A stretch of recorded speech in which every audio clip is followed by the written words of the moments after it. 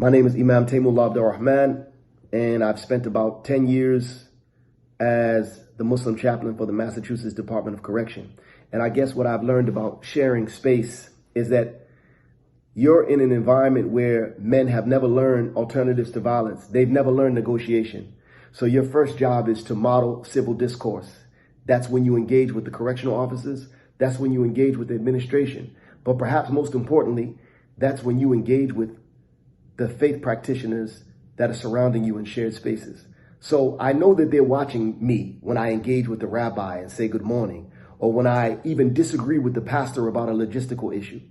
All of that is important on how you disagree, right? Because as a chaplain, your job is to be as civil as possible at all times. So that's my first takeaway. My second is that, there were times where I'd have to go tell a Jewish person that their mother had passed away, or a Jewish inmate, or I'd have to tell a Christian that, their sister had passed away, or that their child passed away. Because why? The pastor, he wasn't in that day. The rabbi wasn't in that day. So what am I going to negate my job as a shepherd, so to speak, right? So when you're in those positions, you have to realize it's not your job to say, now's the time for you to accept the true faith. Rather, it's your job to say, I'm here to facilitate healing for you in whatever form that comes in. So listening is not diminishing, right?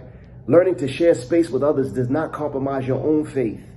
There were times in the beginning when I would go home, and because I helped the pastor cover up the 12 stations of the cross because he needed to use the Catholic space, I felt like I was disloyal to my faith. Or there were times I had to uncover the 12 stations of the cross with the priest because he wanted his space back. There were times when the pastor asked me for some of my Muslim guys to help him bring the baptism tub down. And I say, in my mind, should I do it? Should I not do it? Is Allah pleased with this? Am I being disloyal to my faith? And ultimately, what I've come to know is that sharing space is just that. Our job is to facilitate healing for these men. And so it's not my job to draw the lines, these invisible lines of partisanship that these men have experienced their entire lives. And that's why, in fact, they're in prison. It's my job to facilitate healing. And listening is not diminishing. Helping is not diminishing. I had a deacon, he come in the very early years of my chaplaincy and invited me to teach Islam during Lent in his church.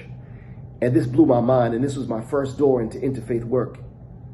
And I thought he had some kind of scheme on why would you want an imam, a Muslim, to come and speak his faith, his truth in front of your congregation. And what I realized is that the deacon was totally secure in what he believed, and that he was enlightening his population, his congregation. He didn't feel like they were going to be converted, and if they did, it was the will of God. That was not his goal. So therefore, it made me understand that shouldn't be my goal. My goal should also be to enlighten and educate, because the world is better with faithful people. And so I'll say this in ending. When you enter into the prison environment, you have to understand it's a paramilitary environment. It's a somewhat hostile environment, but the men are always watching you to see what a civilized human being looks like. Because remember, there are professors, there are engineers, there are doctors, but a man or a woman of faith is ideally supposed to be the highest example of an evolved, enlightened human being.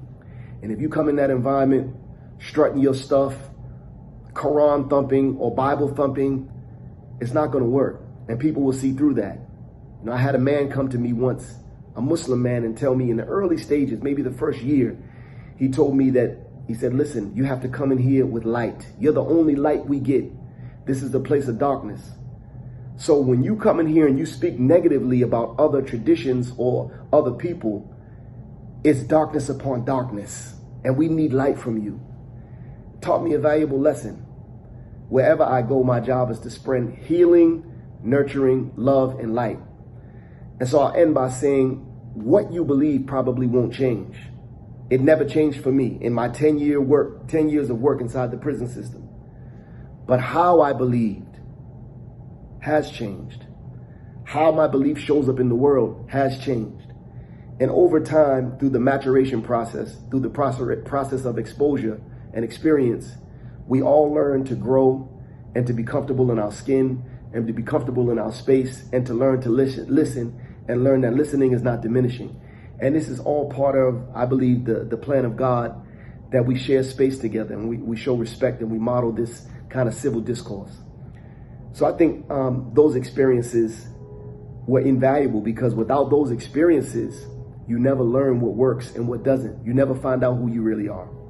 So be open to those experiences. Be vigilant around change and around critical thinking and how you can be a better model for these people inside prison. Thank you. Peace.